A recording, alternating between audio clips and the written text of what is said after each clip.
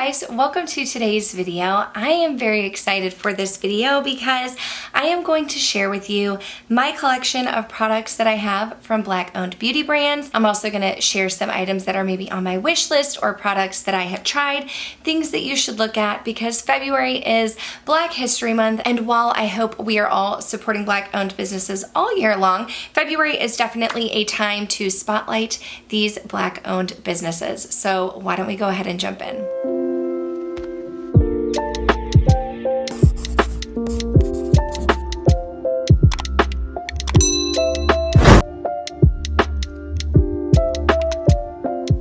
I forgot to introduce myself, but hello, welcome. My name is Kelly and I love all things makeup and beauty.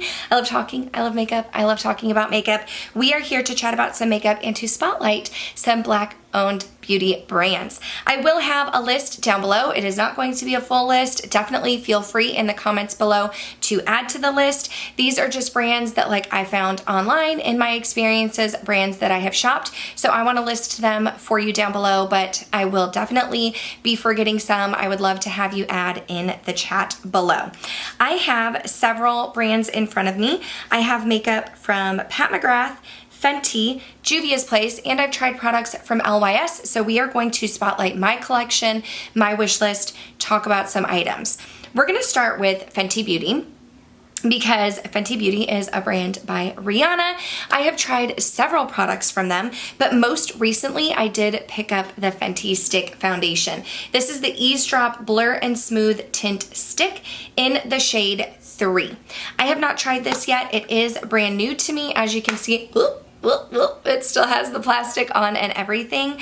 I am going to be trying this out. We are going to do a full review. It's been a while since I've tried a stick foundation. I do have dry skin. I typically go for the foundations that are luminous, dewy, give me a little extra pop, but I've heard some good things about the Fenty Stick Foundation and I have some traveling coming up in the future, so I wanted to try it out.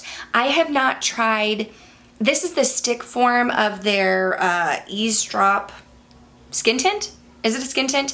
I think this is like the stick form of that foundation. I know everybody loved that skin tint. I did not try it out because I'm not a huge skin tint person, but I did also try, it was called the Pro Filter Hydrating Foundation from Fenty. I tried that one before and I used it up, if I'm remembering correctly. I used it up completely and I liked that one, but it wasn't as hydrating as the name said. You know what I mean? So I wasn't going to repurchase that one because I felt like I needed a little bit more hydration, but I'm super excited to try out this foundation. Also, Fenty Beauty is known for their gloss bombs. Their gloss bombs are amazing. I am not a huge gloss person. I have tried some of their mini gloss bombs in the past and I've loved them. I thought that they were super hydrating. I really like that they have a mixture of some that are just glossy with no sparkles, but also glossy with sparkles. They feel very comfortable on the lips.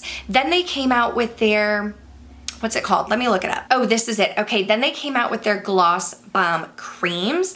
I feel like I tried one of these. I feel like I did. Or maybe no, I did. I tried out one of these. I don't remember which one I tried out. It is like their gloss, but with more pigment. It still has the texture of a gloss, but a little bit more pigment. I also know that people love their highlighters, especially their Killawatt Freestyle highlighters. Those are super popular. I feel like the Fenty highlighters are maybe a little bit more of a chunky glitter than I like. So in my most recent new makeup releases, I talked about a new highlighter that they're coming out with that I would want to try, but I do not have their Killawatt highlighters. The other highlighter that they have that is super glossy is the Diamond Bomb. The Diamond Bomb, I think, is the one that has specks of glitter in it and people rave about it and they love it, but I personally am not a fan.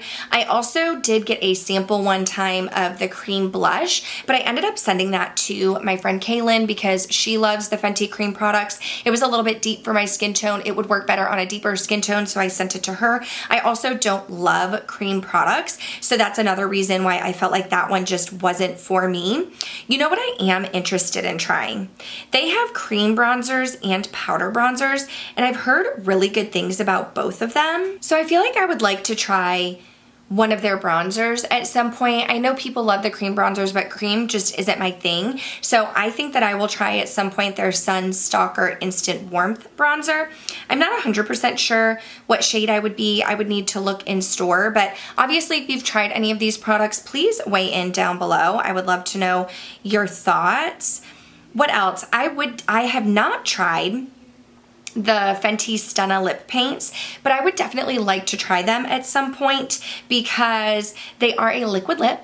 I love a liquid lip. I know liquid lips are kind of like out now. They're not really in, but I would love to try their liquid lips. They have a beautiful red shade. They have like a neutral shade. I would definitely be interested in trying those at some point. I feel like they're also known for their like contour and highlighter sticks. Again, more cream products that wouldn't be for me, but definitely an option if that's something that you're into. Another product that I used to have in my collection, and I 100% would purchase this again, is the Pro Filter Amplifying Eye Primer.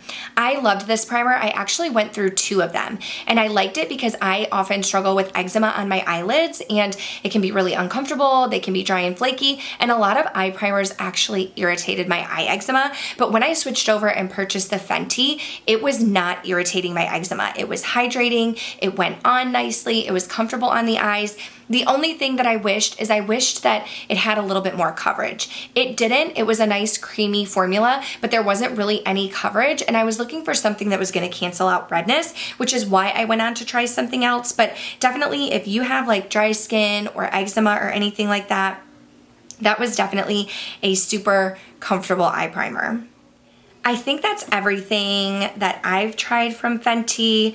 I don't think I'm missing anything. I'm like scrolling through the Sephora site right now. I think that's everything that I've tried and products that are on my wish list. But again, if you've tried Fenty Beauty, if you have anything on your wish list, I would love to hear from you down below. Please weigh in.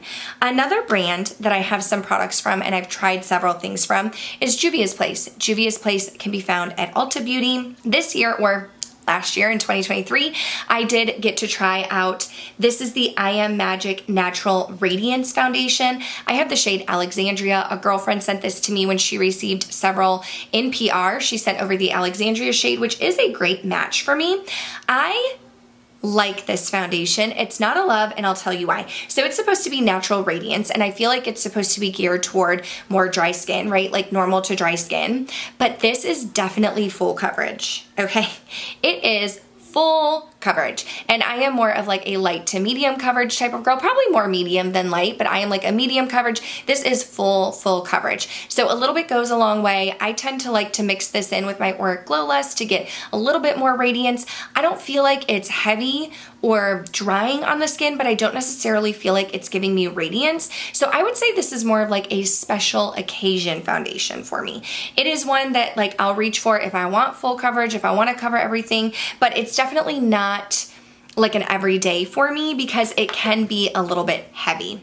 I did also try their concealer before. I want to look it up to find the name of it. Okay, so I did try out the Juvias Place I Am Magic Concealer before. I don't remember what shade I had, but y'all, I was not a huge fan of the concealer because I did feel like it gave me good coverage. It was more of like a thicker concealer, but it settled into my fine lines real bad. Now, any kind of concealer is going to settle somewhat into my fine lines because they're there and they're deep, right? Like they are there, hello. But it settled and creased more than my other concealers, so I just didn't love that one. I would not repurchase that one. One of the products that I do love from them are their lip liners. This is the Juvias Place Luxe Liner in So Rare. This is a very deep shade, and I actually love this one to create like an ombre lip or like a contoured lip look. I will take and outline my lips and fill them in a little bit, and then I will go in with a lighter nude and kind of like tap it on the center, and it creates a great ombre lip. The thing that I like about this is it's twist up, right? Twist up, twist down. So I don't have to worry about sharpening it. The only downfall with that is you don't get like a super precise line like you can with a MAC or something that you can sharpen where you can create a nice tip. It's rounded already and it glides on nicely and creamy and it lasts long, but you can't really get like that precise point. So I'm trying to search Juvia's Place on Ulta and it's just giving me a white screen, but I know there's more I want to talk about.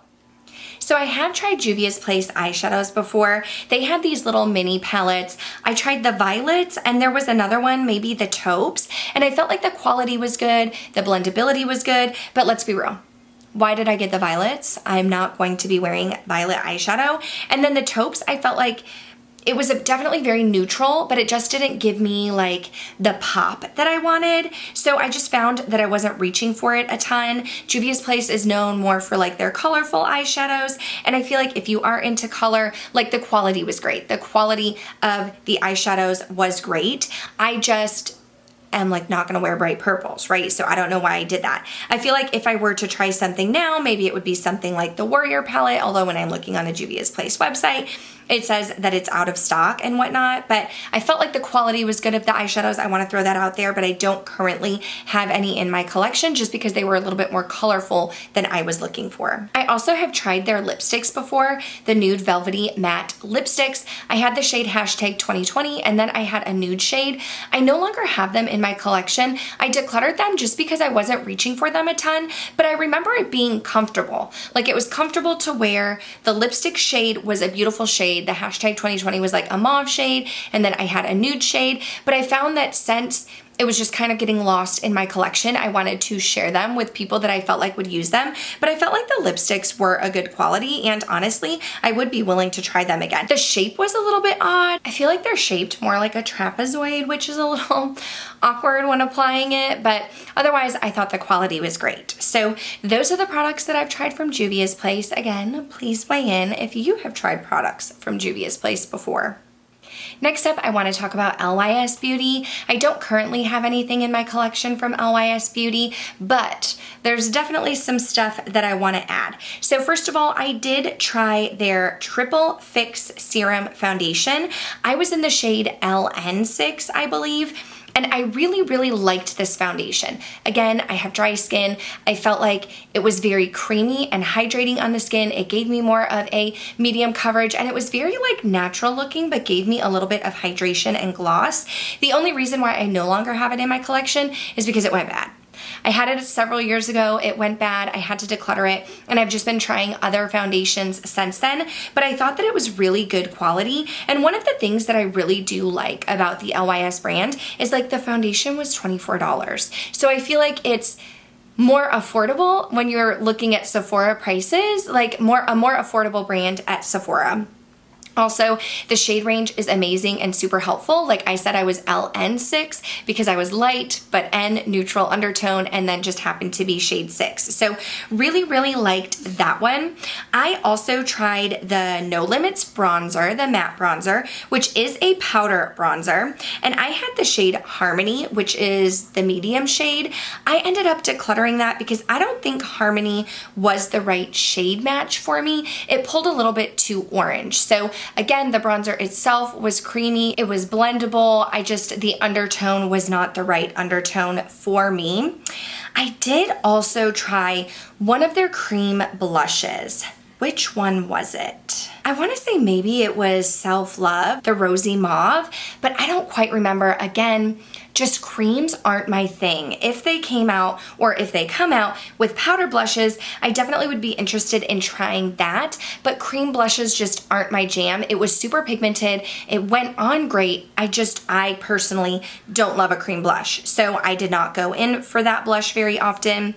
I also did try the Speak Love Glossy Lip Treatment Oil, but for me, that was more of like a night oil. It was like very glossy and kind of thick feeling, definitely a treatment and not a gloss that I would wear on top of lipstick. So I wore it at night occasionally when I remembered, but like my hair would kind of get stuck in it, and it ended up going bad as well, so I had to declutter it out of my collection. But there are definitely products that I'm interested in trying from the brand. One being the Triple Fix Brightening Concealer. I would love to try their concealer again. I really enjoyed their foundation. I think that the shade range is amazing and the foundation was very comfortable. I've heard good things about the concealer, and it's $19, which is more affordable than some of the other concealers that we are going to talk about today.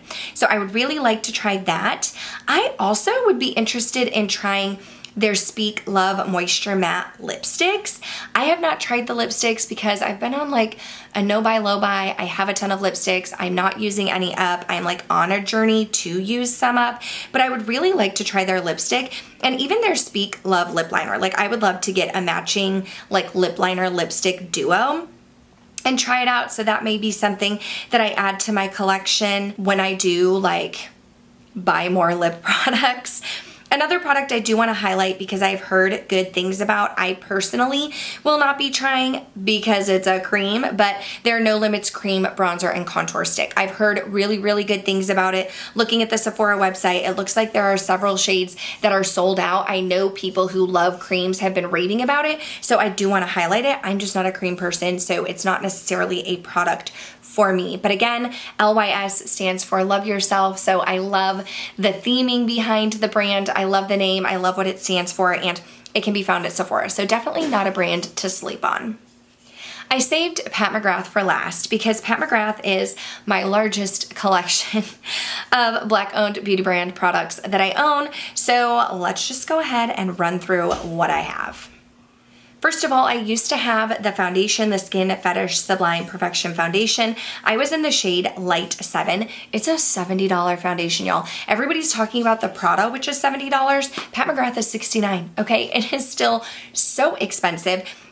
I did enjoy this foundation. I want to say I used about half of it. I didn't get through all of it before it went bad and I had to declutter it, but it is definitely light coverage, like light, to the point where when I would put foundation on my hand, it would run down my hand. That's how light it was. So definitely a light coverage. Felt super comfortable on the skin. Again, dry skin. So I liked the blendability. I liked the ease of putting it on. I liked the way that it made my skin look. It just is more of like a lighter coverage foundation, but because of the price point, I'm not going to repurchase it. I have some other foundations that I'm interested in trying that I would purchase over that just specifically because of the price point. So some of the products that I still have, the concealer, love it. This concealer is more expensive. Let's look it up right now. I have the Sephora app up. I want to say it's $34. This is $34. This is my second tube. This is L5. I think I had L4 before, and when I repurchased it, I got the wrong shade. So I love it. I would definitely purchase this again. Again, more expensive than the LYS concealer that we were just talking about. But I like it because it gives me the coverage, but it's creamy and hydrating underneath the eyes. It doesn't like settle. My fine lines are not drinking it up.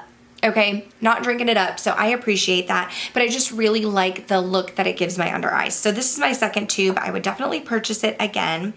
I do have Mama Pat. She's known for her motherships, okay? She's known for her motherships. I have two of them. This one was gifted to me. It is the Divine Rose 2? Divine Rose. Mothership Divine, no, the original Divine Rose. The Divine Rose, and then this one is the Moonlit Seduction. So the packaging is gorgeous. These are very heavy, okay? They are heavy. They come with a hefty price tag. I recently did a video where I talked about makeup that I should not have purchased. I should not have purchased this, okay? Because I do not get my money's worth. It's beautiful. The eyeshadows are beautiful. They're pigmented. They're blendable. They have the special shades, but I just don't reach for it on a day-to-day. So for me, it's very expensive. Okay, I mean, for everybody, it's very expensive. But when I'm not using it, very, very expensive. However, some products that I am using, I am wearing my bronzer right now, the Pat McGrath bronzer. I am in the shade Nude Honey. I love this because it is buildable. It has more of a neutral undertone, the Nude Honey, for me. The thing that I liked about the Pat McGrath website too is you could go and see what bronzer shade would match you based on your foundation. And that's what I did. I looked at the Light 7. Nude Honey is the bronzer that they said would be great for me. I love it. I wear it all of the time. But the standout products for me, the products that I continue to purchase more and more things from, it's the blushes, y'all. It's the blushes. Nymphette was the blush that started my obsession. After Nymphette, I did go on to get a palette from Pat McGrath. This is the Divine Blush and Glow Trio in Galactic Sun, and you can see it right here, 2 blushes and a highlighter. And then when they had a holiday set, I want to say maybe last Christmas, not the Christmas we just had, but the Christmas before, Nude Venus 2, which is a beautiful, beautiful blush shade.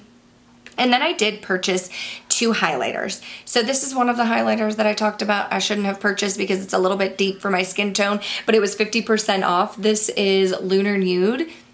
It's a little bit deep for me, but it's beautiful. The packaging is beautiful. The design is beautiful. However, the highlighter that works better for my skin tone is this one right here in Lunar Allure. It's definitely a bam in your face type of highlight. Very, very icy. I want to say fine specks of glitter, which aren't necessarily my favorite, but I do like Lunar Allure. It is a beautiful, beautiful highlighter. And then I do have a couple of their lipsticks, which I will say, these lipsticks are super duper pigmented. This one is in the shade Nude Venus. It came with the blush, the Nude Venus 2. It has beautiful embossings on it. Definitely a matte shade, super pigmented and kind of deep for my skin tone. I also did pick up Nude Romantique 2 from the Netflix and Bridgerton collab. This one is also matte, a deeper mauve type of shade. Again, I love it. They're pigmented, they're creamy. The packaging is stunning. I mean, if nothing else, to set these out, like Mama Pat, y'all,